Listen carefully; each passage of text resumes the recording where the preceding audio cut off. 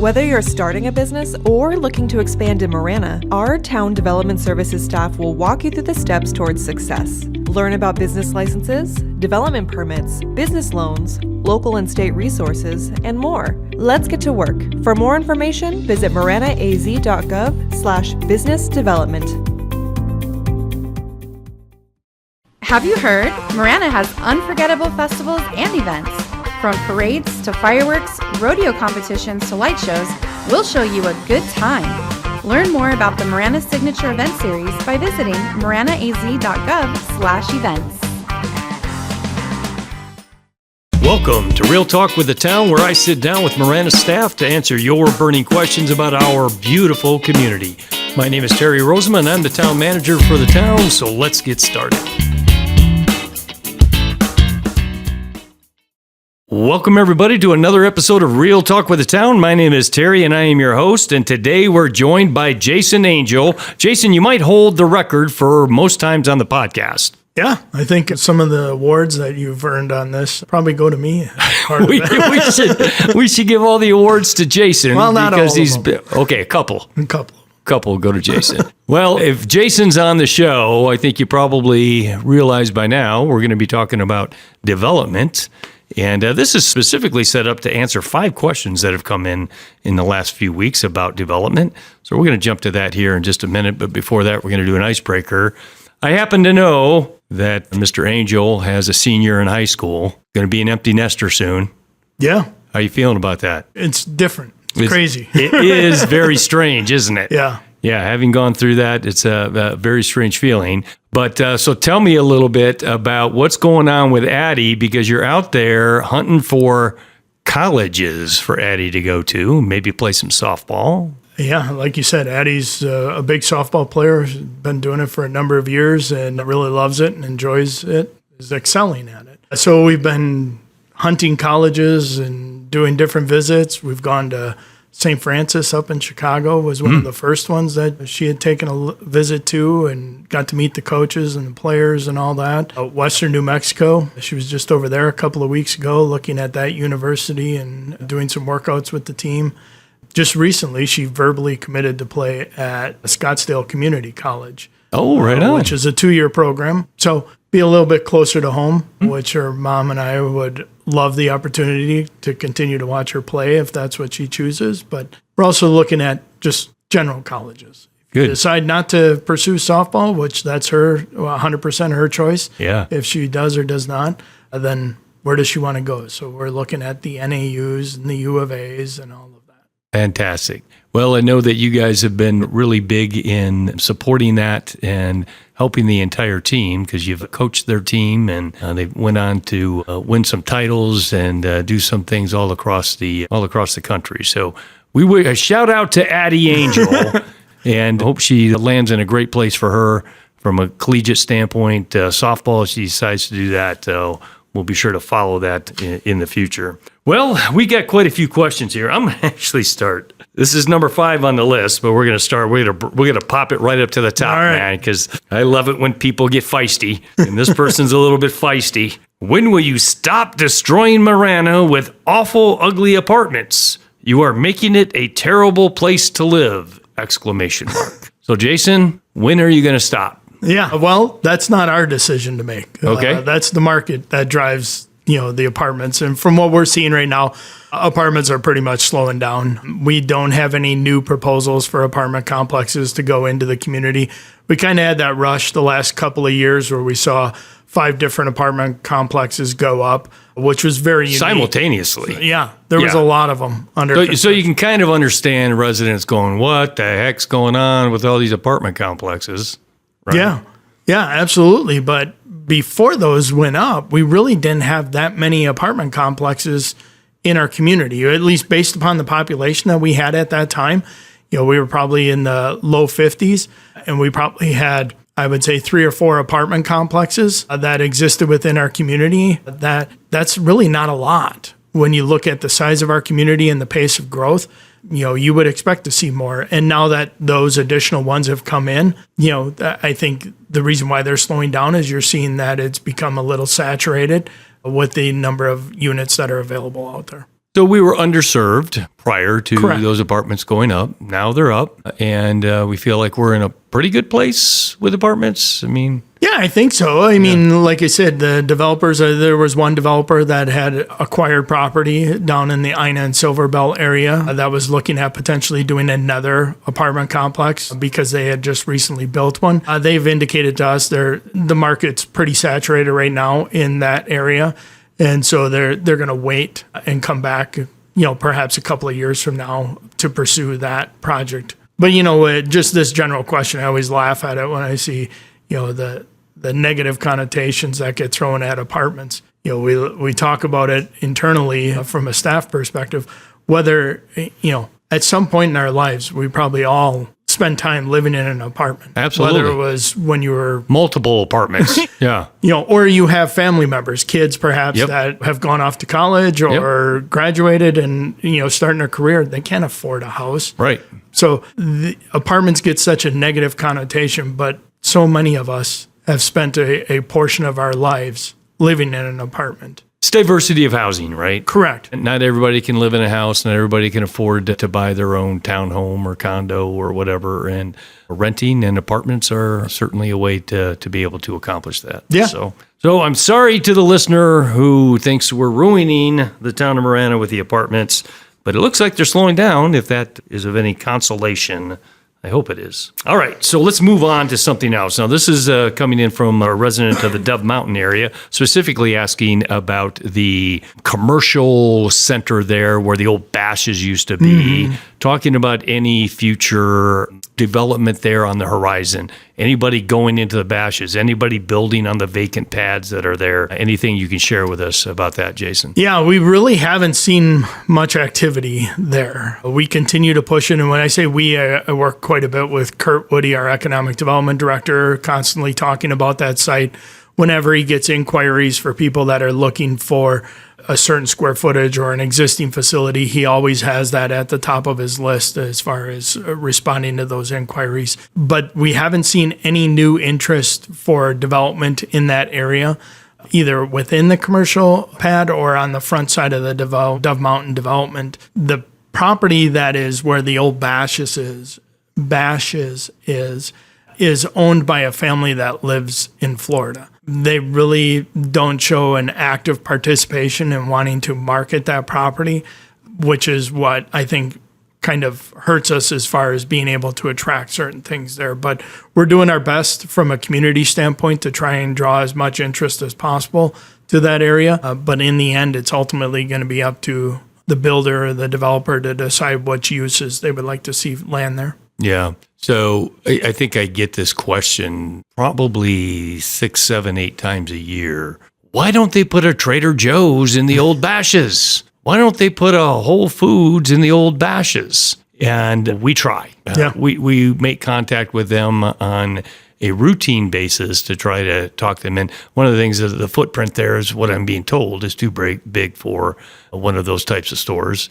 But yeah, so we do try. It is important to us. We'd love to see that filled. We'd love to see retail in there.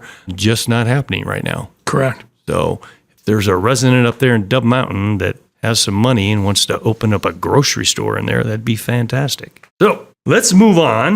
Talk a little bit about any updates on the downtown area. So I might have to chime in on this one. And for the resident that's asking about this, I'm assuming we're referring to the downtown, the ground up downtown that we're going to be building on town property.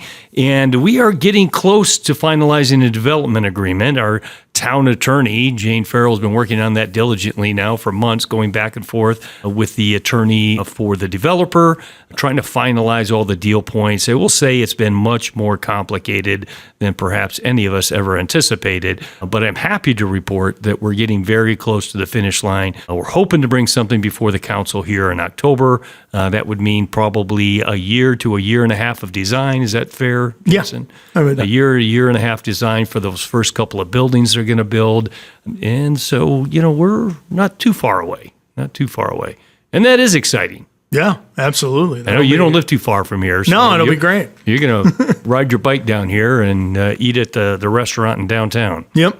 Nice. And pick up Addie from the community center. Yes, that's right. Right across the street because she's working there. Fantastic. Are you splash savvy? In the event of a home drowning, you are the first responder. We'll walk you through the steps so you can prevent further complications until help arrives. Learn more from first responders at maranaaz.gov/splash savvy. We are first responders against drowning, and we are splash savvy. Don't let the heat of the moment catch you off guard. Northwest Fire District Public Education Team offers a range of programs including fire life safety community education, fire extinguisher training, car seat inspections, babysitting programs, senior safety talks, engine demonstrations, and station tours.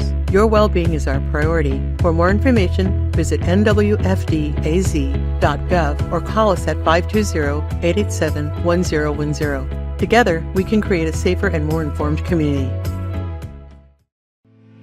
Need help with your utility bills? Marana's Utility Assistance Program provides up to $500 per household once a year to help qualifying residents cover electric, gas, or water costs. This free program is designed to prevent financial hardship and keep your home running. Learn more and apply at maranaaz.gov/CDBG because everyone deserves a little support when they need it most. All right, and then let's talk about Tucson Medical, because that's a great organization, a great hospital, do wonderful work, and they bought 37 acres over on the mall site at the Marana Center. Yep. And we've been kind of waiting. Any word on that? Is there any movement? Yeah, well, there isn't a lot of movement on it, but we recently had a conversation with them. Their representatives came in, sat down with yourself, myself, and a couple other staff to talk about, healthcare needs in the community and what their vision is for that property, and trying to get an estimation as to timeframes, when they plan on moving and things of that nature. And it was clear through those conversations that they're definitely keeping close tabs on Marana and are seeing all the growth and the demands that are there. They're working as far as balancing their services, their recruitment efforts, what it would take to actually not only develop, but fully staff and deliver those services in a medical community. Yeah, that seemed to be the major point of conversation with them relative to timing for a facility, because they just opened one up. I think it's called Rincon. And that one, they've had real difficulty staffing with doctors, which is surprising to me, but really difficult to get doctors. And so that's the thing that they really want to make sure before they go full bore and open up facilities here that they have the folks to be able to staff it. And we've had some other really, I think, productive conversations with other major medical providers that are interested in locating in the Marana area. So, stay tuned. Yeah, I think, like you said, we've talked to a number of different medical providers in the region to try and see their interest in Marana, because we do see that medical is a huge missing piece of the operations of our community, and we'd like to see a larger medical facility. We have a number of different medical facilities, but we're looking at more of like a full-service hospital of some sort that would be provided, I guess, full service in medical for us. And I, in talking with them, it's not a matter of if, it's a matter of when. Because with the growth that we're experiencing here in Marana, it is absolutely going to be a thing. It's going to happen. So it's just a matter of when. When does it make the most sense for them? When can they afford it? All of those kinds of things. Yep. So, all right. So moving on to, is this our last question? It is. It's our last question because we took the last question first. Yep. So we're on to question number 5 of 5, and this one is talking about annexation, specifically relative to Pinal Airpark and the growing community of Red Rock. Any sense from you, Jason, whether or not, and I'll give my 2 cents here in a second, but value in annexing Pinal Airpark, annexing all the way up to Red Rock, from your perspective as a director of development services, what are your thoughts on that? Yeah, I mean, going all the way up to Red Rock, first of all, just in our general plan, the Red Rock area is in our planning boundary. That doesn't represent that we have any immediate plans to grow that far north. It just says that we're going to keep tabs on things as it continues to grow, as to what it means as far as transportation, services, things of that nature. I think growing to the north is obviously the best step for this community. It's about commerce. It's about everything that extends to the north along the I-10 corridor. It's where infrastructure, I think, makes best sense for us as far as from our existing infrastructure being able to extend it going that way. The Pinal Airpark area, they've got great commerce, great businesses that have recently been attracted to that area. So from a jobs perspective, that would help us. It'd be a little unique from the standpoint of having two airports in our close community. proximity. But the thing is those two airports already exist. Right. So it's not like we're creating a new one. We're just absorbing one, perhaps, if we were to annex that way. When you look at the Pinal Airpark interchange area, that's a key interchange in the north side of our community, and it serves planned developments that are over on the east side of I-10, being the villages of Tortolita, having a connection up there.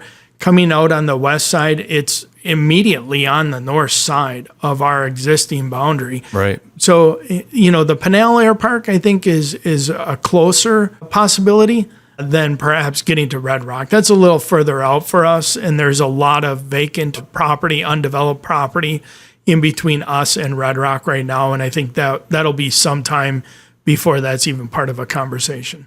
Yeah, great answer, Jason, and you hit on many of the things that I was thinking as well. I do agree with you. I think Pinal, holds some real possibilities. When that happens, I don't know, but I would say that will probably happen at some point. And who knows, all the way up to Red Rock at some point. But right now, it doesn't make a lot of sense for the town. And from the perspective that it causes us to really stretch our resources and our services, responding to calls for service from a policing perspective, for example, all the way up there. You have to maintain all those roads. You have to haul all your equipment up there to do maintenance on the landscaping maintenance and the roadway maintenance and things of that nature.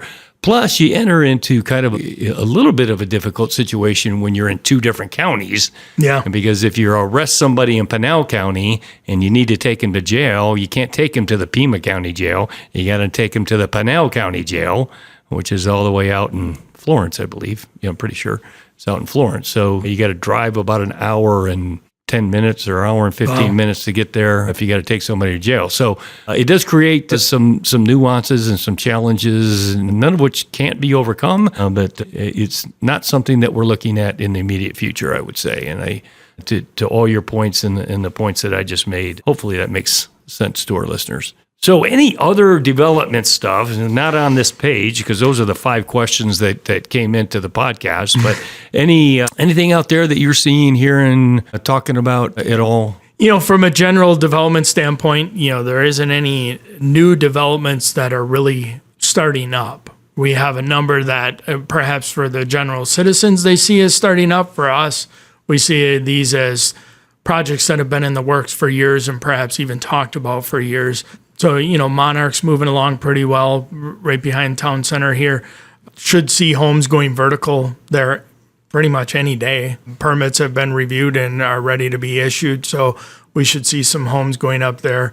We've got Mandarina over on the east side of I-10 there that's got a number of homes already going vertical, probably about... Drove through there today, and there were 37 in for Meritage, and a few actually going up for KB, it looks like. Yeah, I was going to say, it looks like their models are going up for KB. Yeah, so they're moving along quite well. They're working through deals and selling off different blocks. When we say blocks, that's typically a couple hundred homes at a time from a platting perspective. So, 200-300 homes at a time that are being sold. Obviously, those take a number of years to build out that number of units, but so they're marketing to the home builders to try and get that. And those two developments are really gaining a lot of interest because, as we know, the Gladden Farms community is winding down. Yeah, they're just about built out. Which is crazy because I think about it. The Gladden Farms 2 community was the very first subdivision that I was a part of in getting approved and coming to Marana. Well, that's what, like 8 years ago? Almost 8 years. Yeah. So, it was 2,345 homes. It's an easy number to remember. 2, 3, 4, 5. Yeah. There you go. But that's how long it took to essentially build out that number of homes. And so 8 years, running at a pretty decent clip there. But in the other parts of the community, there's, the Twin Peaks sees small developments continuing to evolve there. A couple of them that'll continue to build out in those areas. Those are typically, 75 to 100 homes in a small subdivision that goes in there. Right along Twin Peaks, you're talking about. Right along Twin Peaks. From the interchange going northeast Yes. up to Tangerine. Yep, kind of just going up to where the traffic signal is, the new traffic signal in that area. That's kind of where our cutoff is right now and where it'll be, I think, for some time here. Maybe in the next couple of years, we might see it go a little further to the north towards Dove Mountain. But that's really because of utility services in that area. It's a challenge as you're going up the hill, right, to extend those. On the southern part of the community, there's not much really going on there. We have some commercial developments that are doing infill, primarily around the Cortero and I-10 area. And then you've got the Alexander apartment that's behind Target that it continues to move. The never-ending project. The never-ending. It's one of those where they just had a kind of a misunderstanding between the previous job superintendent that was hired to do that, and things just kind of fell apart there, so that it essentially required the developer to go back out, get a new job soup to then come in and finish that project. They've since got that person on board or that company on board, and they've met with our building inspection team and walked the entire property through all the buildings to understand where they're at and what has yet to be completed. So we'd like to get that thing wrapped up and it would be nice. Filled as soon as possible. Yeah, it would be nice. So I see a lot of dirt moving over there, Tangerine and the Crossroads. What's the name of that street? The one that cuts across from the frontage road over. Crossroads Trail. Crossroads Trail. Yeah. Crossroads Trail. A lot of dirt being moved over there. What is that? That is Shamrock Foods facility. It's coming. It's moving along. Good. They're doing great. The contractors have really been working diligently to get that moving, and their team's been fantastic. I get nothing but great feedback from our team as far as field staff that are interacting with them, any calls that from their management team that are calling in to move permits, do projects, whatever that's involved with that. They've been nothing but top-notch to work with. So excellent. Well, thank you, Jason, for being on the show once again, for answering our residents' questions, and look forward to having you again back here real soon. I know that our listeners love hearing about what's going up and going on all around our community. Thanks, Terry. All right. And to our listeners, thanks so much for joining us. Keep those questions coming in. We really appreciate it, value it, and we hope to see you all real soon. Until next time. Submit your questions by visiting maranaaz.gov/realtalk, and we'll answer them right here. To receive notifications for new releases, remember to hit subscribe wherever you get your podcasts. Also, remember to follow the town on Facebook, X, formerly known as Twitter, and Instagram to stay up to date on current news and events.